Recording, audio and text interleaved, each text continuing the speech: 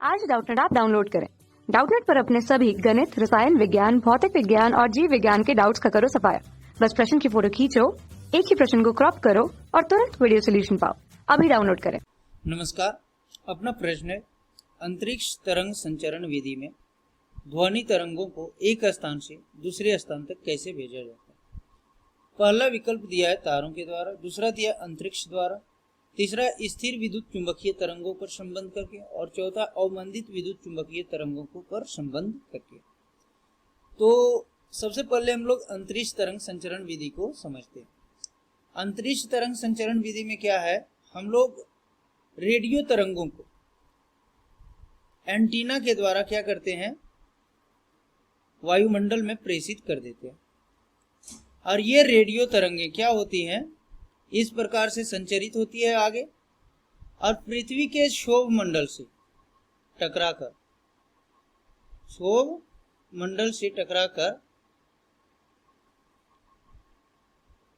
क्या होते हैं, परावर्तित होते हैं।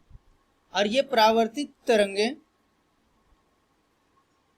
इन परावर्तित तरंगों को क्या किया जाता है, रिसीविंग एंटीना मतलब ग्राही एंटीना के द्वारा प्राप्त कर लिया जाता है। ये तरंगें क्या है, यहाँ से जब परावर्तित होते हैं तो इसको कौन, ग्राही एंटीना क्या कर लेता है, प्राप्त कर लेता है। ये होता है क्या, प्रेषित एंटीना, और ये क्या होता है, ग्राही एंटीना।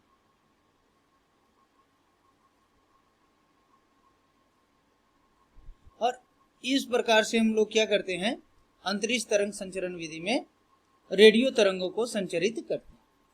अब अपना प्रश्न है कि ध्वनि तरंग को कैसे इस अंतरिक्ष संचरण विधि से स्थानांतरित करते हैं या संचरित करते हैं। और पहला विकल्प दिया है तारों के द्वारा। तो देखो अंतरिक्ष संचरण विधि में क्या है, इसमें क्या आया कि एंटीना के द्वारा प्रेषित किया जाता है, इसमें तार का प्रयोग नहीं किया जाता है। तो पहला विकल्प क्या हो जाएगा, गलत हो जाएगा। दूसरा क्या दिया है, दूसरा विकल्प दिया है अंतरिक्ष द्वारा। तो अंतरिक्ष में हम लोग सीधा ध्वनि तरंग को संचरित नहीं कर सकते। क्यों? क्योंकि ध्वनि तरंग की जो आवृत्ति होती है बहुत कम होती है। ध्वनि तरंग की आवृत्ति क्या होती है, कम होती है।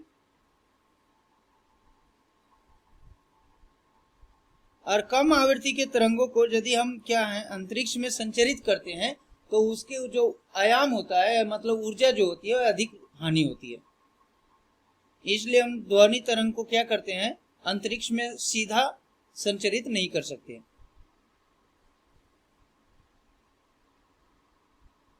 तो दूसरा विकल्प भी क्या हो गया, गलत हो गया।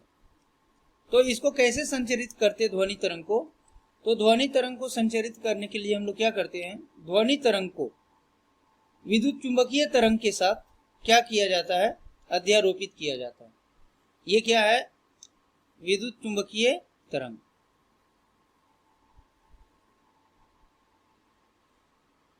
और विद्युत चुंबकीय तरंग के साथ किसको हम लोग, ध्वनि तरंग को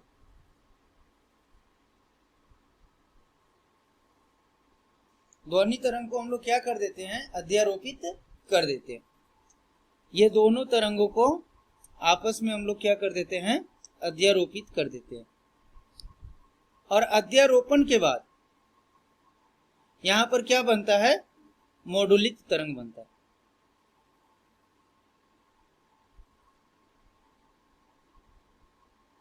यहां पर अध्यारोपण होता है तो अध्यारोपण के बाद क्या होता है, एक नया तरंग बनता है जिसको हम लोग क्या कहते हैं, मॉड्यूलित तरंग। और ये मॉड्यूलित तरंग की जो आवृत्ति होती है वो विद्युत चुंबकीय तरंग के समान हो जाता है। और इस मॉड्यूलित तरंग को हम लोग क्या करते हैं, संचरित करते हैं।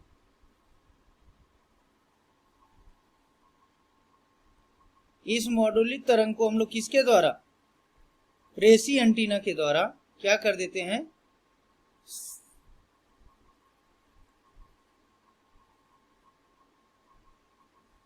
प्रेषी एंटीना के द्वारा संचरित कर देते। कहां पर, वायुमंडल में। और फिर से इस संचरित को तरंग को ग्राही एंटीना क्या कर लेता है, प्राप्त कर लेता है। तो यहाँ पर हम लोग क्या करते हैं, ध्वनि तरंग को किसके साथ, विद्युत चुंबकीय तरंग के साथ संबंध कर देते हैं। अब यहाँ पर प्रश्न आ रहा है किस स्थिर विद्युत चुंबकीय तरंग और अवमंदित विद्युत चुंबकीय तरंग। तो देखो स्थिर विद्युत चुंबकीय तरंग जो होता है वो इस प्रकार से ग्राफ में हम दर्शा सकते हैं स्थिर विद्युत चुंबकीय तरंग को। यदि इधर हम क्या ले लें x और t ले लें और इधर y ले लें तो स्थिर विद्युत चुंबकीय तरंग जो होता है वो कुल मिला, इधर हम लोग y नहीं इधर b और विद्युत क्षेत्र लेते हैं E और B रहता है। तो यहाँ पर स्थिर विद्युत चुंबकीय तरंग कुल मिला के इस प्रकार से नियत आयाम के साथ आगे क्या होते हैं संचरित होते हैं।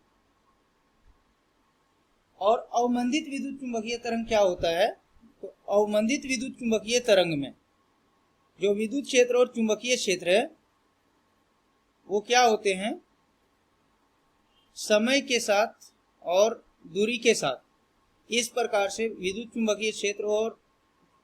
क्षेत्र और चुंबकीय क्षेत्र का जो आयाम है वो आयाम क्या होता है धीरे धीरे कम होता जाता है और इसकी ऊर्जा की हानि होती जाती है। तो यदि हम इस पर क्या करते हैं ध्वनि तरंग को अध्यारोपित करते हैं किस पर अवमंदित पर, ये कैसा है अवमंदित, तो ये कुछ दूरी पर जाके इसकी ऊर्जा की हानि हो जाएगी और इस प्रकार से हम लोग इसके द्वारा ध्वनि तरंग को ज्यादा दूर तक नहीं भेज सकते। तो इसके लिए हम लोग किसका प्रयोग करते हैं, तो स्थिर विद्युत चुंबकीय तरंग का, स्थिर विद्युत चुंबकीय तरंग का। तो अपना जो सही विकल्प हो जाएगा वो कौन सा होगा, तीसरा होगा स्थिर विद्युत चुंबकीय तरंग। धन्यवाद। कक्षा 6 से 12वीं से लेकर नीट, IIT, JEE वो एडवांस के लेवल तक 1 करोड़ से ज्यादा छात्रों का भरोसा। आज ही डाउनलोड करें डाउटनेट ऐप या व्हाट्सएप करें अपने सारे डाउट्स 8400 400 400 पर।